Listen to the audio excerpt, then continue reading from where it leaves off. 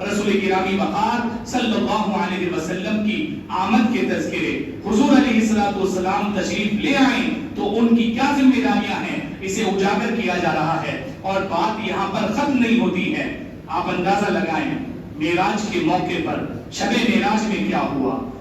نسائی شریف کی روایت ہے، آقا صلی اللہ علیہ وسلم نے ارشاد فرمایا جمع لی الانبیاء علیہم السلام، میرے لیے،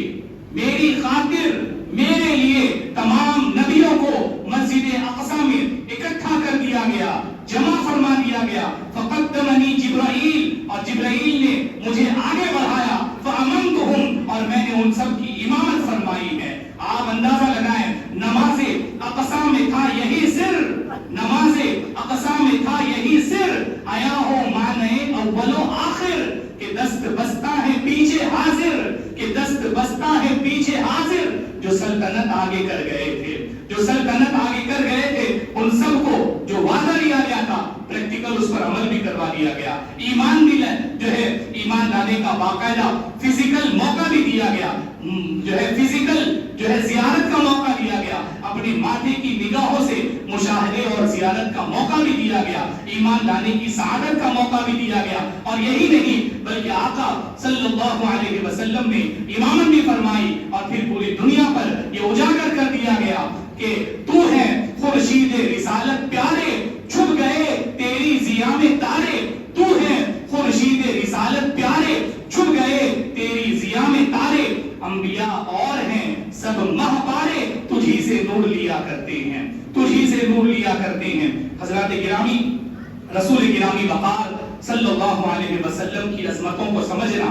آج کے دور میں اور زیادہ ضروری ہو جاتا ہے، کیونکہ آج ایمان پر حملے نہ صرف ہو رہے ہیں، ہو چکے ہیں۔ آج نام نہاد مسلم رہنماؤں کے نام پر کئی جو ہے نقلی اور جعلی مولویوں کے گھٹیا نظریات کو ہم پر مسلط کر دیا گیا ہے۔ رسول اللہ صلی اللہ علیہ وسلم کی عظمتوں پر حملے ہو رہے ہیں۔ رسول گرامی وقار صلی اللہ علیہ وسلم جن کی آمد کے تذکرے عالم ارواح میں ہو رہے ہیں، رسول گرامی وقار صلی اللہ علیہ وسلم جن کی آمد کے منتظر سارے انبیاء رکھے جا رہے ہیں، رسول گرامی وقار صلی اللہ علیہ وسلم کہ جن کی عظمت اور بلندی اور سربلندی کو ظاہر کرنے کے لیے مسجد اقصی میں سارے انبیاء کی امامت کا شرف آپ کو دیا گیا ہے،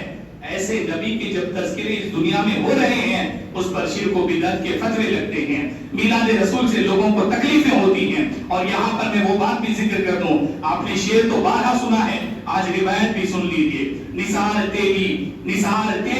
چہل پہل پر ہزاروں عیدیں ربیع الاول، نثار تیری چہل پہل پر ہزاروں عیدیں ربیع الاول، سوائے ابلیس کے جہاں میں سبھی تو خوشیاں منا رہے ہیں۔ یہ شعر کیوں پڑھا گیا؟ البدایہ والنہایہ کتاب کا نام یاد رکھیں، تاریخ کی عظیم کتاب ہے۔ علامہ ابن کثیر لکھتے ہیں البدایہ والنہایہ میں، فرماتے ہیں کہ ان ابلیس رن 4 مرات، ابلیس 4 مرتبہ زور زور سے چلا کر رویا ہے۔ 4 مرتبہ ابلیس کی تاریخ میں، شیطان لعین کی تاریخ میں 4 مواقع ایسے آئے ہیں کہ وہ چلا چلا کر رویا ہے، بڑی تکلیف اسے ہوئی ہے، بڑی اذیت اسے پہنچی ہے۔ نمبر 1 فرمایا گیا حین لعنا، جب اس پر لعنت برسائی گئی، اسے ملعون قرار دے دیا گیا، حضرت آدم کی گستاخی کی، اسے ملعون قرار دے دیا گیا۔ جب اس پر لعنت کا فتویٰ لگا اللہ کی بارگاہ سے، وہ چلا کر رویا، بہت چیخ چیخ کر رویا، اور فرمایا گیا وحین اہبطا، اور دوسری مرتبہ جب اس لعین کو جنت سے نکال کر اس کائنات میں پھینک دیا گیا، زمین پر اتار دیا گیا، تب اس وقت حین اہبطا، دوسری مرتبہ جب اسے دنیا میں پھینک دیا گیا، زمین پر پھینک دیا گیا، اس وقت وہ چلا چلا کر رویا، اور تیسری اور چوتھی مرتبہ فرمایا گیا وحین ولد رسول اللہ صلی اللہ علیہ وسلم، تیسری مرتبہ جب رسول اللہ صلی اللہ علیہ وسلم کی ولادت باسعادت ہوئی تب وہ چلا چلا کر رویا، وحین انزلت الفاتحہ، اور چوتھی مرتبہ جب سورہ فاتحہ کا نزول ہوا، کلام مجید میں سورہ فاتحہ نازل ہوئی، تب چلا چلا کر رویا۔ حضرات گرامی، اس روایت کو سامنے رکھیں، اس روایت کو پڑھیں، سوچیں، سمجھیں، آپ کو سمجھ میں آ جائے گا حق پر کون ہے، باطل پر کون ہے۔ رسول اللہ کی ولادت پر تکلیف ابلیس کو ہوئی ہے، اور رسول اللہ کی ولادت کے ذکر پر جو ہے تکلیف شیطانی تنظیموں کو ہوتی ہے، شیطانی ذہنیت والوں کو ہوتی ہے۔ سورہ فاتحہ کے نزول پر تکلیف ابلیس کو ہوتی ہے، اور فاتحہ خوانی پر تکلیف شیطان کی جو ہے ذہنیت رکھنے والوں کو ہوتی ہے۔ فاتحہ پڑھنے پر تکلیف ہے، رسول اللہ کی ولادت کے ذکر پر تکلیف ہے۔ اس تکلیف کا سلسلہ کسی اچھے سے نہیں جڑا ہوا ہے، اس تکلیف کا سلسلہ ملعون بارگاہ الہی سے جڑا ہوا ہے، لعین سے جڑا ہوا ہے، ابلیس مردود سے جڑا ہوا ہے۔ اسی لیے ہم اہل سنت پڑھتے ہیں، نثار تیری چہل پہل پر ہزاروں عیدیں ربیع الاول، سوائے ابلیس کے جہاں میں سبھی تو خوشیاں منا رہے ہیں۔ حضرات گرامی، قرآن مجید کی آیتیں، احادیث نبویہ بڑی تعداد میں ہیں، میں نے تو صرف ایک کا تذکرہ آپ کے سامنے کیا ہے۔ رسول اللہ صلی اللہ علیہ وسلم کی میلاد کا ذکر کرنا، حضور علیہ السلام کی ولادت اور بعثت کا تذکرہ کرنا سنت الہیہ ہے، سنت انبیاء ہے، اور رسول اللہ کی آمد کی دعائیں کرنا سنت انبیاء ہے، رسول اللہ کی آمد کی بشارتیں دینا سنت انبیاء ہے۔ رسول اللہ صلی اللہ علیہ وسلم جب تک دنیا میں تشریف نہیں لائے، قرآن اٹھا کر دیکھ لیں، انبیاء حضور کی بعثت کی دعائیں کرتے رہے۔ حضرت ابراہیم خلیل اللہ سے دعا مانگتے رہے، اے اللہ وہ عظیم رسول میری نسل میں پیدا فرمانا۔ حضرت عیسیٰ، حضرت موسیٰ کی تاریخ اٹھا کر دیکھیں، حضرت قرآن مجید میں صاف موجود ہے، حضرت عیسیٰ اور حضرت موسیٰ بنی اسرائیل کو رسول گرامی وقار صلی اللہ علیہ وسلم کی آمد کی بشارتیں دیتے رہے۔ جب تک حضور دنیا میں تشریف نہیں لائے، سب یا تو حضور کی ولادت کے میلاد کے تذکرے کر رہے ہیں، یا حضور کی آمد کی دعائیں کر رہے ہیں، انبیاء کرام علیہ السلام بشارتیں دے رہے ہیں۔ ہماری ذمہ داری ہے، اب جب حضور آ چکے ہیں، حضور کے فیضان سے پوری دنیا روشن ہو چکی ہے،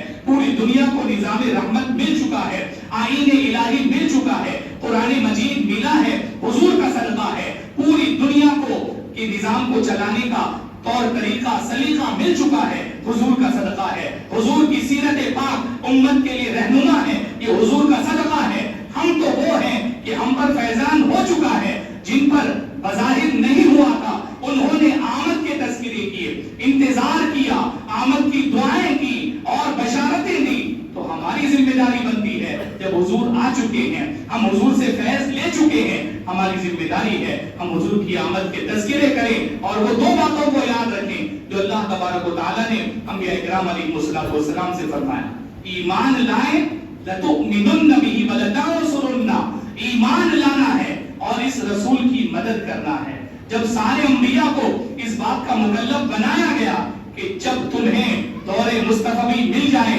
آپ کی ذمہ داری ہوگی ایمان بھی لائیں اور ان رسول کی مدد کریں، ان کے مشن کو آگے بڑھائیں، ان کے کام کو آگے بڑھائیں، تو کیا ہماری ذمہ داری نہیں ہے؟ حضرات گرامی، بلا شبہ ہم ذکر رسول کریں گے، ذکر میلاد کریں گے، ہم مجلسیں منائیں گے، مجلسیں منعقد کریں گے، آقا کریم صلی اللہ علیہ وسلم کی ولادت کی خوشی میں جو ہم سے ہو سکے گا وہ کرتے رہے ہیں، کر رہے ہیں اور انشاءاللہ کرتے رہیں گے، لیکن رسمی چند چیزوں کو کر دینے سے ذمہ داری پوری ادا نہیں ہو جاتی ہے۔ ولادت رسول کے تذکرے اور بعثت رسول کے تذکرے کے موقع پر ہماری آپ کی ذمہ داری ہے، ہم عہد کریں اپنے آپ سے کہ ہم صرف ذکر رسول ہی نہیں کریں گے بلکہ مشن مصطفیٰ کو زندہ رکھنے کے لیے ہم عہد بھی کریں گے۔ انبیاء سے جو عہد لیا گیا، مشن رسول اللہ کا، اس کی مدد کرنا ہے، رسول اللہ کے مشن کو آگے بڑھانا ہے۔ رسول اللہ صلی اللہ علیہ وسلم نے جو کام مکمل فرمایا اس کام کو آگے بڑھانے کی ذمہ داری ہماری ہے۔ رسول اللہ نے جو دین عطا کیا ہے، جو شریعت عطا کی ہے، احکام الہیہ جو ہمیں بتائے ہیں، ان احکام الہیہ کو نافذ کرنا، اپنے اوپر، اپنے گھر والوں پر، اپنے گھر میں نظام مصطفیٰ کے مطابق ماحول بنانا، یہ رسول اللہ کے مشن کو آگے بڑھانا ہے۔ آج ہماری نسلیں رسول اللہ کی سیرت سے بھی نابلد ہیں، رسول اللہ کے آئین سے بھی نابلد ہیں۔ آج ہمارے گھروں میں رسول اللہ کے نظام کی کھلا دھجیاں اڑائی جا رہی ہیں،